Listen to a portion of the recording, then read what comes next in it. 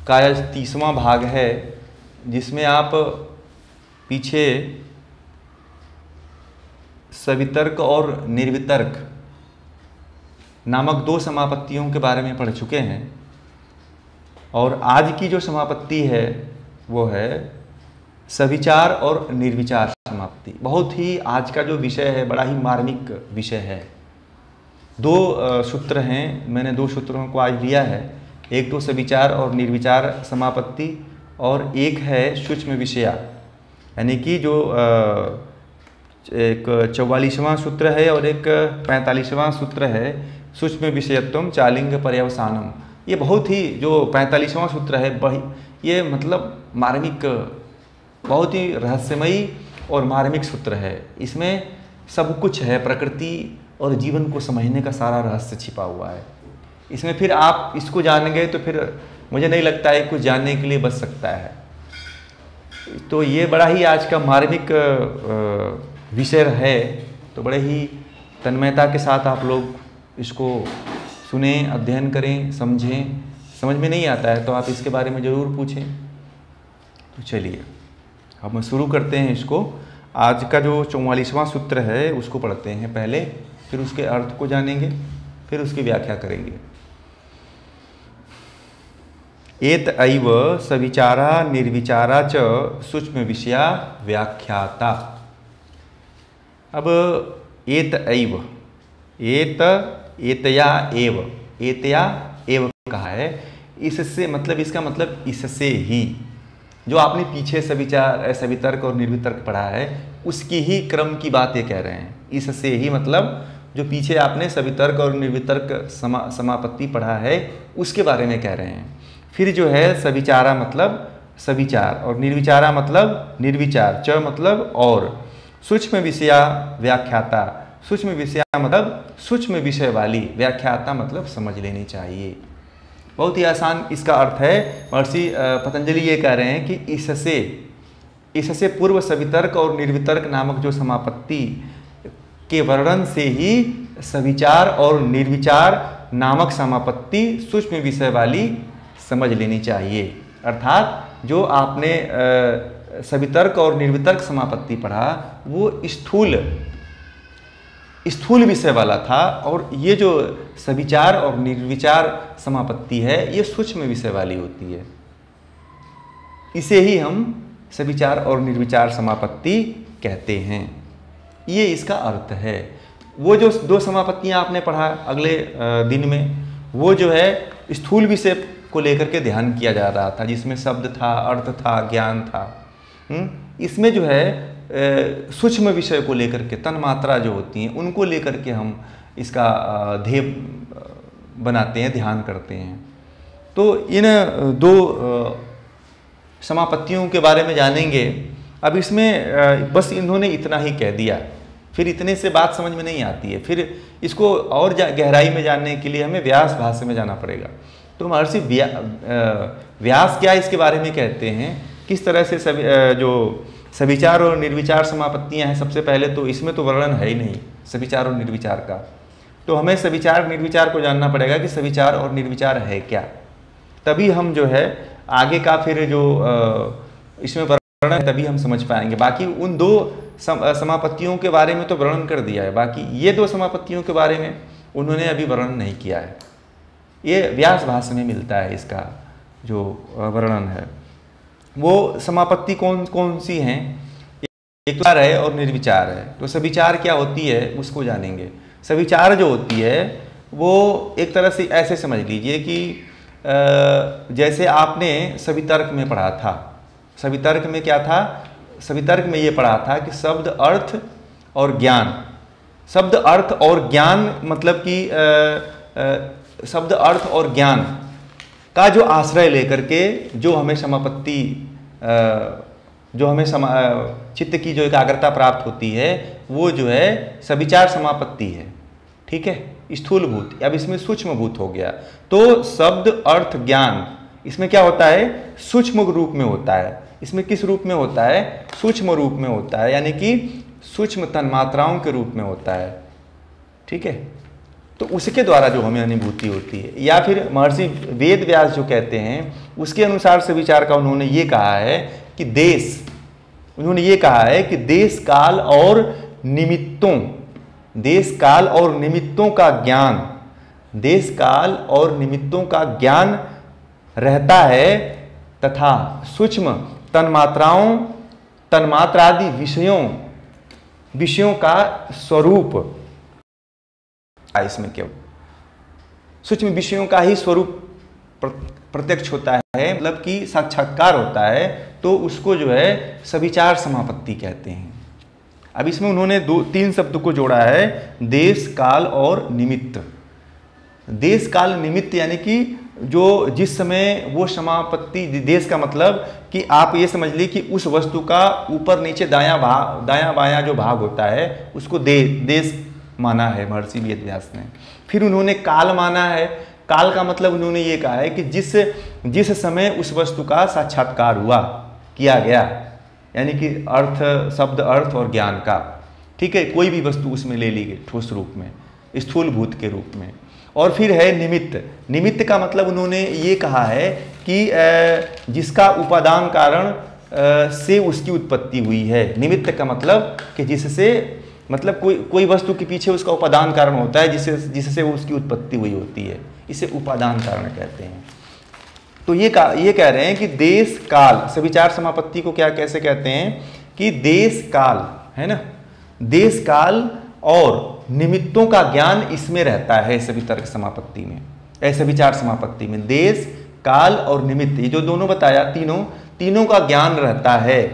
अब इसके साथ तथा सूक्ष्म तन्मात्रादि वस्तुओं का स्वरूप भी प्रत्यक्ष होता है इसमें, उसके स्वरूप का साक्षात्कार होता है इसमें, तन्मात्राओं का होता है, ठीक है, न कि स्थूल भूतों की बात कह रहे हैं, ठीक है।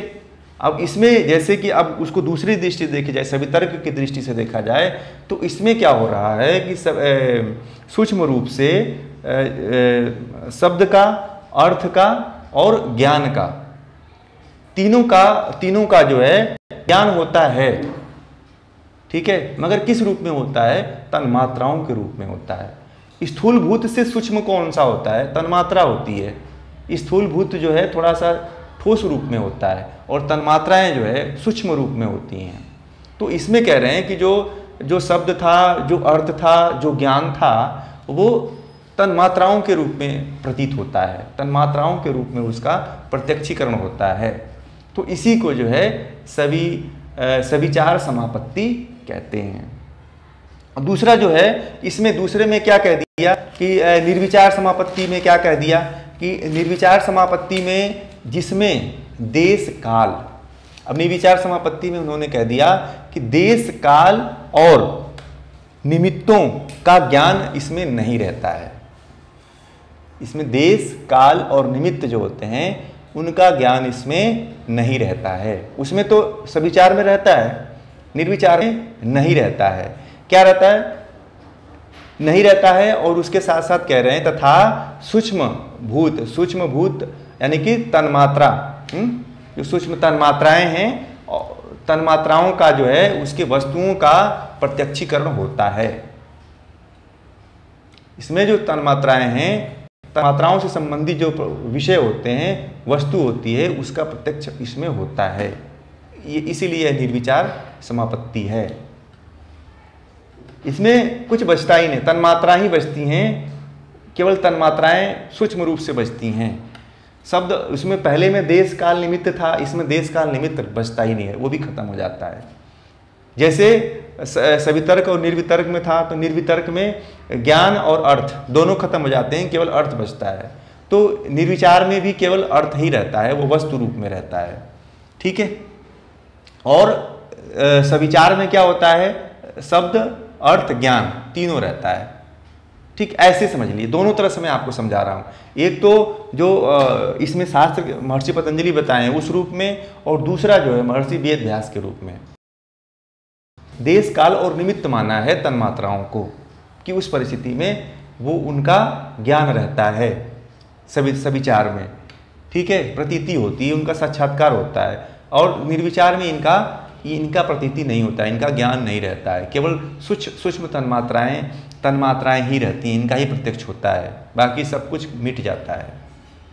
इसे ही निर्विचार समापत्ति कहते हैं। अभी आप इसको अच्छी तरह से मुझे लगता है समझ गए होंगे। जो सवितर्क है और निर्वितर्क है वो इसका ध्येय वस्तु जो है स्थूल होता है, और जो सविचार है और निर्विचार है इसका जो ध्येय वस्तु होता है वो सूक्ष्म तन्मात्रा होती है। जैसे कि सूक्ष्म तन्मात्रा में पंच महाभूत की जो तन्मात्राएं हैं, रूप रस गंध स्पर्श, ठीक है, और फिर इंद्रियां हो जाती हैं, ये भी आ जाती हैं इसके अंदर। तो जो सविचार निर्विचार जो है इस रूप में आता है, और यही जो है अब ये जो सूक्ष्म तन्मात्राएं हैं यही जो है प्रकृति पर्यंत तक बनी रहती हैं। आगे इसके बारे में वर्णन होगा। तो ये तो बस इतना ही इसमें सविचार और निर्विचार समापत्ति के बारे में कहा कि आप उसको, महर्षि पतंजलि ने बस ये कहा कि सवितर्क और निर्विचार जो समापत्ति है उसके समान ही इसको मान लेना। सूक्ष्म वो स्थूल रूप में होती है, ये सूक्ष्म रूप में होती है, बस इसी को सविचार और निर्विचार समापत्ति कहते हैं। बस सूत्र में इन्होंने इतना ही कहा है। अब जो अगला सूत्र है, अब हम अगले सूत्र की तरफ चलते हैं। सूक्ष्म विषयत्वम चालिंग पर्यवसानम। बहुत ही मार्मिक सूत्र है ये, और यही समझने वाला सूत्र भी है।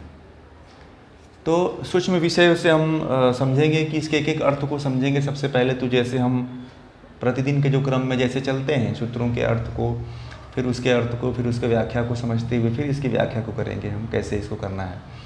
तो सूक्ष्म का मतलब, सूक्ष्म विषयत्व मतलब होता है सूक्ष्म विषय होना, यानी कि जड़ जो पदार्थ होते हैं, जड़ पदार्थ, प्रकृति के जितने भी पदार्थ हैं वो जड़ ही होते हैं। तो जड़ पदार्थों की सूक्ष्मता से संबंधित, ठीक है, इसका अर्थ ये मान लीजिए, जड़ पदार्थों की सूक्ष्मता। सूक्ष्म विषय का मतलब ये समझिए।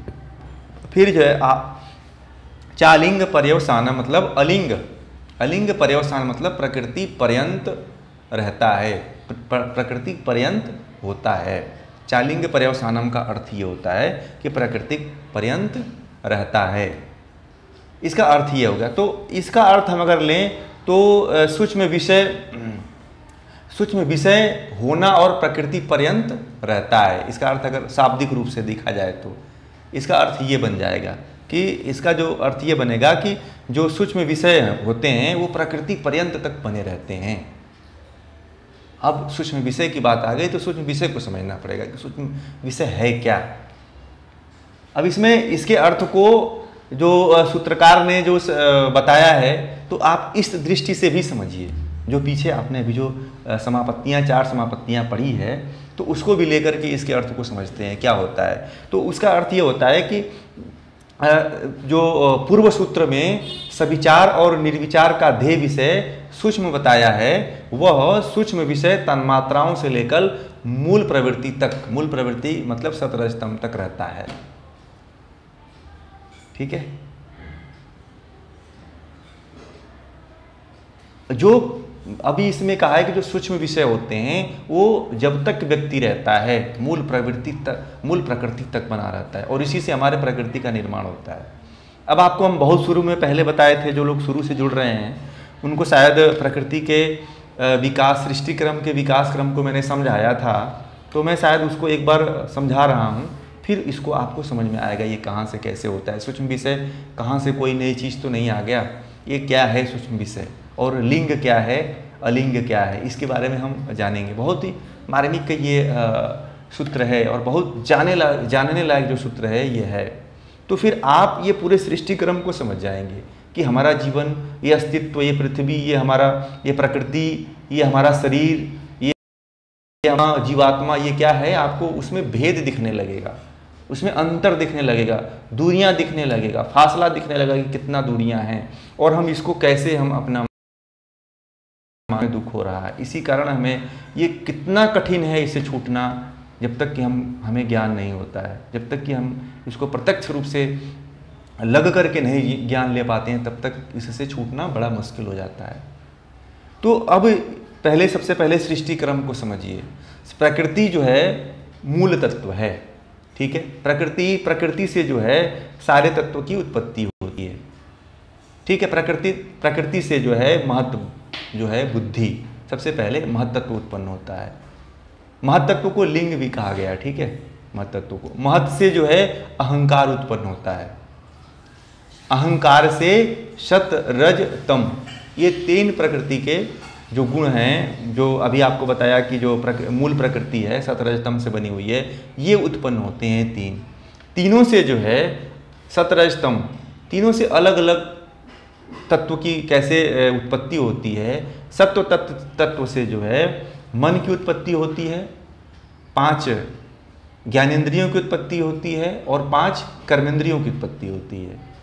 फिर जो रज जो प्रकृति तत्व है, उससे जो है कुछ भी नहीं सृष्टि का उत्पत्ति होती है। बाकी जो तम जो गुण है, उससे जो है 5 महाभूत और 5 तन्मात्राओं की उत्पत्ति होती है।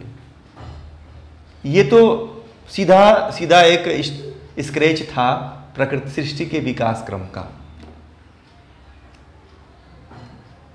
उसके बाद जो है ये जो 5 महाभूत, और इसके बाद इस 5 महाभूतों से जो है पहाड़, जंगल, पृथ्वी सब निर्माण होता है। ये केवल हमारे ऊपर लागू नहीं होता है, ये सभी जीव जंतुओं पे लागू होता है। सृष्टि क्रम केवल मनुष्य के लिए नहीं बता रही है, ये सभी जीव जंतुओं के लिए निर्माण बता रही है कि इस तरह से सृष्टि का विकास होता है। प्रकृति अपना विकास करती है, प्रकृति अपना पूरा माया फैला रही है इस तरह से। वो केवल हमारे शरीर के ऊपर नहीं लागू होता है, वो पहाड़ों पे भी लागू होता है, वो जंगलों पे भी लागू होता है, वो नदियों पे भी लागू होता है। वो सबका निर्माण यही होता है 5 महाभूतों से। तो अब ये चीज़ हम इस चीज़ को समझेंगे कि सूक्ष्म विषय क्या है। अब इन्होंने कह दिया ना कि सूक्ष्म तुम चालिंग पर्यवसानम, मतलब उन्होंने इसका अर्थ कह दिया कि सूक्ष्म विषय, सूक्ष्म जो सूक्ष्मता है प्रकृति की और उसके जो विषय हैं वो प्रकृति पर्यंत बना रहता है। जब तक प्रकृति का अस्तित्व है तब तक बना रहता है, ऐसे नहीं छूटता है। ये तभी छूटता है जब ईश्वर की कृपा होती है। ईश्वर इसमें निमित्त है, उपादान कारण नहीं है, निमित्त कारण है।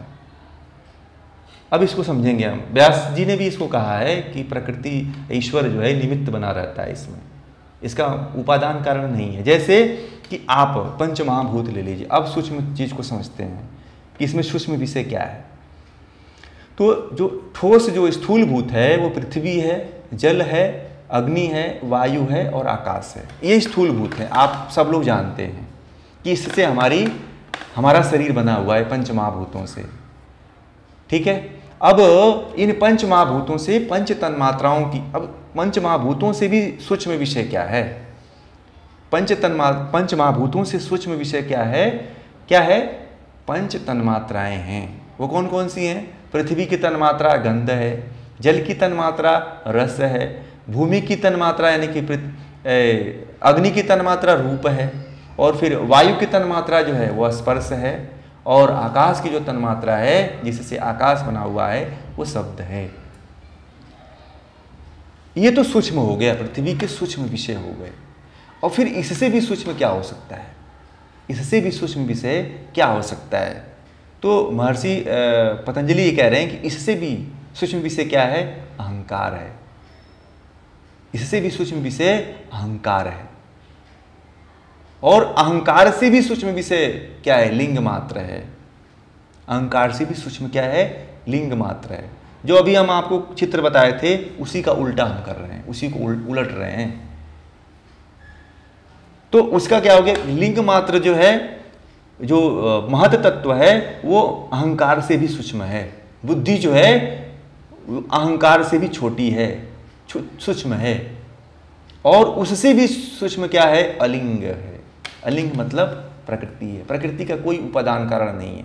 प्रकृति अब और किसी तत्व से नहीं बनती है, बाकी सब किसी न किसी का उपादान कारण है, किसी न किसी कारण से कोई ना कोई बना हुआ है। मतलब प्रकृति जो है किसी का उपादान कारण नहीं है, प्रकृति का कोई उपादान कारण नहीं है। इस चीज़ को समझना चाहिए। तो अलिंग से भी सबसे अति सूक्ष्म जो है वो प्रकृति है, कण रूप में है, कण से भी छोटा परमाणु रूप में है। और उससे देखिए कैसे बढ़ रहा है। पहले पृथ्वी आई, पृथ्वी से तन्मात्राएं रूप रस गंध आई, उसके बाद जो है 17 स्तंभ आए, फिर उसके बाद अहंकार आए, फिर अहंकार से जो है लिंग मात्र आए, फिर लिंग मात्र से अलिंग मतलब प्रकृति हो गई। इस तरह से किस तरह से सूक्ष्मता आती चली जा रही है। अब यही प्रकृति को कह रहे हैं कि ये जो जड़ पदार्थ, प्रकृति की जो उत्पत्ति है वो जड़, प्रकृति को जड़ माना गया है, चेतन नहीं माना गया है। ये जब तक उसमें ईश्वर की निमित्त हो, ईश्वर जब तक निमित्त कारण नहीं बनता है, निमित्त नहीं बनता है, तब तक पृथ्वी प्रकृति का विकास नहीं होता है। बिना ईश्वर के निमित्त बने हुए प्रकृति का विकास नहीं होता है, प्रकृति कुछ कर नहीं पाती है, जड़ बनी रहती है। ये कितना रहस्यमय है। तो उसी सूक्ष्म विषय को समझा रहे हैं कि सूक्ष्म विषयत्वम चालिंग पर्यवसानम, सूक्ष्म विषय की जो सूक्ष्म विषय सूक्ष्म है उसकी विषयता जो है प्रकृति पर्यंत तक बनी रहती है। इसको आप समझिए, इसको समझ गए तो फिर आप अपने आप को समझ जाएंगे। इस तरह से हमारे सृष्टिकर हमारा निर्माण हुआ है। आप अपने अस्तित्व को समझ रहे हैं, आप अपने आप को जान रहे हैं कि मैं कौन हूँ, मेरा निर्माण कैसे हुआ है। ये निमित्त कारण है। ये जड़ पदार्थ को जो हम अपना मान बैठे हैं, जो सूक्ष्म से सूक्ष्म और बड़ा से बड़ा जो हमको ये जो बड़ा शरीर हमें दिखाई दे रहा है, वो कितने सूक्ष्म तत्वों से मिलकर के बना हुआ है। इसमें कितने सूक्ष्म तत्व, इसमें एक के बाद एक के बाद एक जुड़ करके कैसे इसका निर्माण हुआ है। मगर है वो जड़, हम उसको चेतन मान लेते हैं कि नहीं ये तो मेरा है, ये मेरी शरीर इतनी है। ये मेरा शब्द कहते ही इस पे अहंकार उत्पन्न हो जाता है। हम जड़ में ही जड़ को अपना सब कुछ मूल, जड़ को ही जड़ मान करके सब कुछ मान लेते हैं, और यही दुख का कारण बनता है।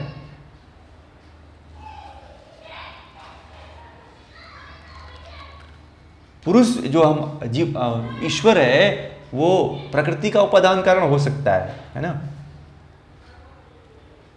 निमित्त कारण, उपादान कारण नहीं हो सकता है, निमित्त कारण है। निमित्त मतलब किसी के मतलब छोटे से एक सहारा मान लीजिए, सूक्ष्म रूप में बन करके किसी का हम मदद कर देते हैं, किसी का हेल्प कर देते हैं। तो वैसे ही ईश्वर कर रहा है, बस अपनी एक दृष्टि डाल देता है निमित्त रूप से। और इतने बड़े हमारे